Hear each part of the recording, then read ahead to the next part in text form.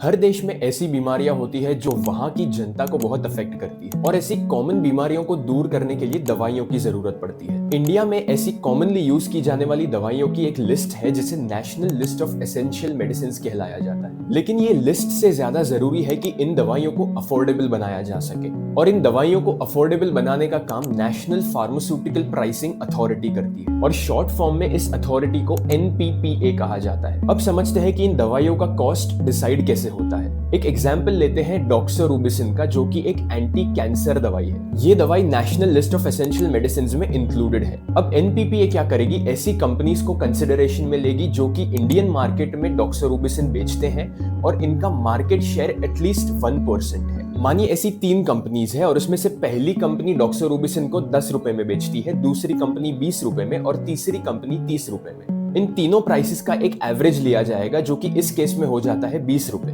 अब इन 20 रुपयों पर 16% रिटेलर मार्जिन ऐड कर दो और आपके पास फाइनल नंबर आता है 23.2 रुपीस। ये 23.2 रुपीस बन जाता है इस दवाई के लिए एक सीलिंग प्राइस। अब अगर किसी कंपनी को इंडियन मार्केट्स में डॉक्सोरूबिसिन बेचना है तो इस दवाई को या तो वो सीलिंग प्राइस पर यानी कि 23.2 रुपीस पर बेचा जा सकता है या फिर उससे कम प्राइस पर बेचा जा सकता है, लेकिन इस दवाई को सीलिंग प्राइस से ज्यादा प्राइस पर नहीं बेचा जा सकता। इस तरह से इंडिया में एसेंशियल मेडिसिन का प्राइस डिसाइड होता है। अगर आपको national list of essential medicine या फिर उनके प्राइसेस देखने हैं तो मैं नीचे डिस्क्रिप्शन में एक लिंक दे दूंगा। ये link national pharmaceutical pricing authority की है जो कि गवर्नमेंट ऑफ इंडिया की एक ऑफिशियल वेबसाइट है।